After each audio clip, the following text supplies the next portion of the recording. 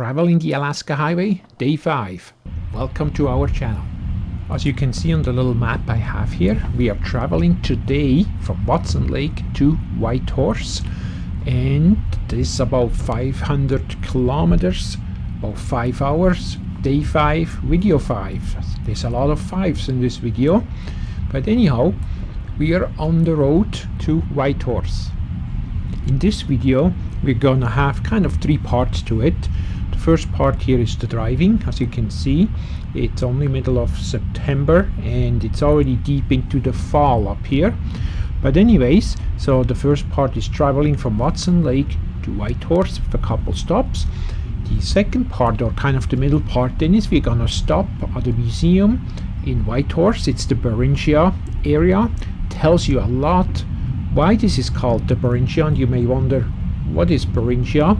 Well, we'll find out here shortly, but I'm just going to throw out the word. Maybe you're more familiar with the word Bering Strait. Maybe that geographically will put it in a certain area, but if not, we'll get to it.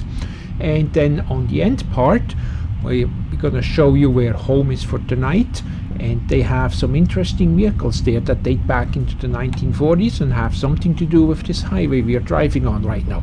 So stay tuned, and if you like what you see, perhaps click that subscribe button. We are coming up to the Rangeria Hotel/Motel.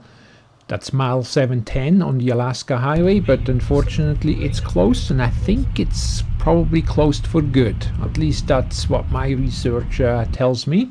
Here's a gas station, the Continental Divide. And the Continental Divide is a ridge that separates the 2 largest river draining systems within North America. So it does determine which part of the water flows east and what goes west. In the meantime, we started to hit some rain here, just kind of like we got into the Pacific area of the Continental Divide. And here we're coming up on the town called, let me just think here, what is it again? Teslin, that's the word I'm looking for. On the right you see the new bridge is being built. The bridge we are currently driving over is about 70 years old and needs to be replaced, and the new one on the side comes at a cost, I think, about 160 million over the Teslin Lake here. And the old bridge, as you can see, it's not pavement, it's just kind of a steel grid there.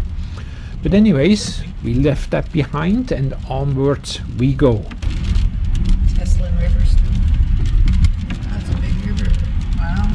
Once we are crossing this bridge here, we are getting pretty close to Swan Haven, and you may wonder, okay, what's so special, or what is Swan Haven? Well, Swan Haven, that's on the Marsh Lake, and beginning sometimes around April or so, they have mass migrations of swans, ducks and geese. Here we are at the lake, that's all frozen in the winter. Up there you see a little map, and as I said, it's Marsh Lake. That's just up towards the left hand corner. Now it's all quiet. It's September. All the birds have pretty much left, and it's not before too long, and this lake will start to freeze. In the meantime, we made it to Whitehorse. That's the arrow there. And no, they're not real. These are things from the past. So we follow the trailhead here. And hey, no panic, stay calm. Our beavers aren't that big anymore these days. If they would be, well, I'm not sure if I would be walking around here. But anyways, we're on the way to Beringia, to the Yukon Museum. There you see the Bering Strait, Russia to the left, USA, Canada to the right. We must pull back, not just back in time, but in space. 3 planetary orbital fluctuations, called Milankovitch cycles, affect how much solar radiation reaches the Earth. These change the shape and distance of our planet's orbit around the Sun, the angle the Earth is tilted towards the Sun, and the extent to which the Earth wobbles while it spins. Each cycle has its own timing, which creates alternating climate cycles here on Earth. Depending on the timing and the position of our planet, these cycles warm or cool our climate. Glaciers grow during cooling phases, especially in the northern hemisphere. During the Ice Age, this occurred many times. But how do glaciers form? Glaciers are created when large amounts of fallen snow compress over long periods of time into thick, dense sheets of ice.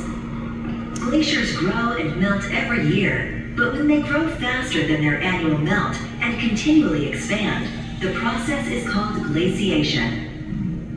Beringia avoided glaciation because high mountain ranges blocked precipitation from the Pacific, creating rain and snow shadows.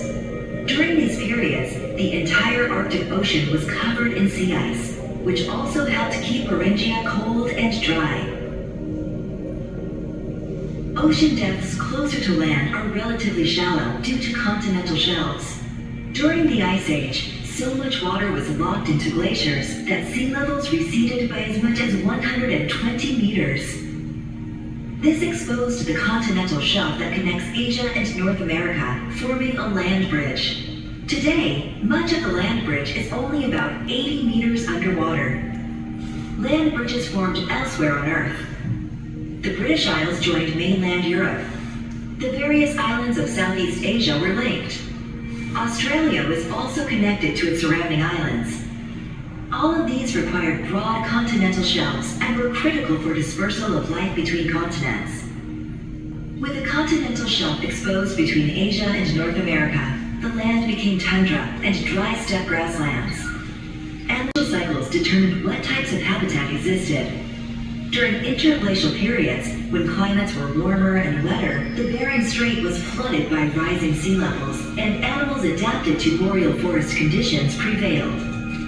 During glacial periods, when climates were colder and drier, grassland environments developed and grazing animals adapted to a steppe tundra environment were more common. Humans lived in western Beringia for thousands of years.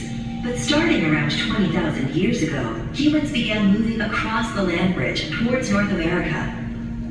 By 14,000 years ago, they had established sites as far eastward as the Yukon, such as the Britannia Creek, Bluefish Caves, and Little John sites, sometimes within only a day's trek of the ice sheets. Toward the end of the Ice Age, the continental ice sheets began melting. These meltwaters formed huge glacial lakes with a network of drainage systems that are still evident today. The meltwaters reached the ocean, and over the next few thousand years, seas gradually rose and once again severed the land bridge. A boreal forest. Many animal species, such as woolly mammoths, that were adapted to the glacial steppe tundra conditions disappeared. Today, the Kluane or St. Elias ice cap is the largest remnant of the Cordilleran ice sheet. Outside of polar regions, more glacial activity remains in this region today than anywhere else in the world. Well, let's move on and check out the rest of this museum after we got a presentation here. I'm not sure what you think about, but I thought it was very interesting, explaining how everything over the years and thousands of thousands of years, maybe even millions, how the climate is changing up and down and warm, cold and left, right, just about. Just the nature of things. But anyways, we'll move on here. We check out these taiga antelopes, if that's what they're called. They're some kind of ice age survivor still that managed to adapt. Then here we have some, they're not gophers, I can't remember what they're called now. I just remembered, Arctic ground squirrels, that's what they are. Anyways, here we see some bones and stuff that was found in a cave dating way back. I think that's a molar there. This again from a mammoth or something like that. However you pronounce that. And you think bisons are big these days. That's the skeleton of a steppe bison from way back, and it's absolutely enormous. Now we get into people history a little bit, when some people walked over the Bering Strait. That was a landmass back then, with the oceans much lower. I think they said about 140 meters lower than they are in current days. and started to set up camps, lived in some in caves here as well. And a lot of these artifacts they found, animal bones and tools, what these people used, were actually found within these caves.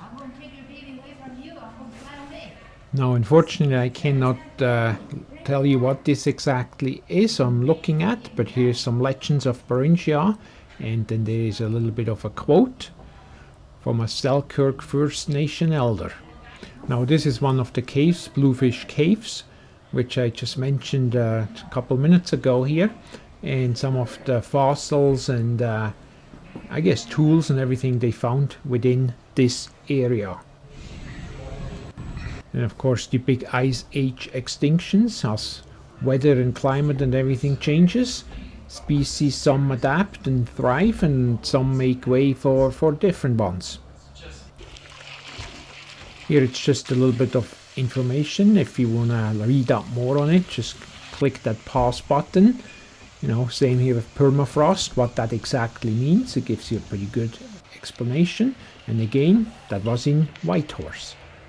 Now, we are right next door to the Transportation Museum in Whitehorse. However, didn't really have time, so I just wanted to go and check out this overland train here. And yeah, it is called overland train, and it's from the US military, US Army.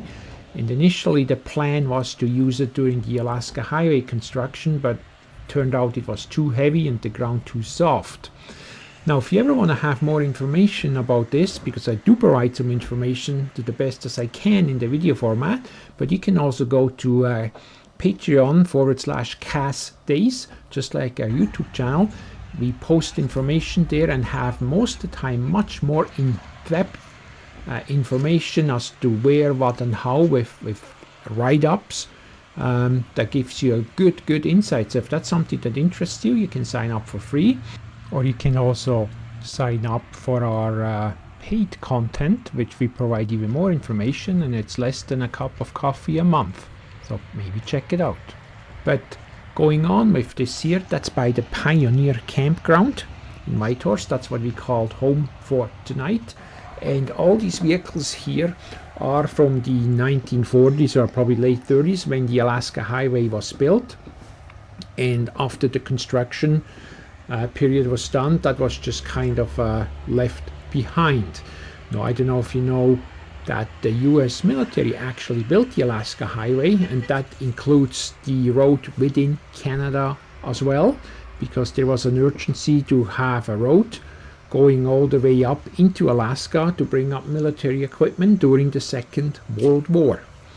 So I wanted to check this out, and I find these old vehicles actually quite fascinating. I always look at it as they are telling a story from long time ago. I guess in this case, 75, 80 years ago. Like that's a lifetime, literally. Now at the end here I will have a couple just still pictures.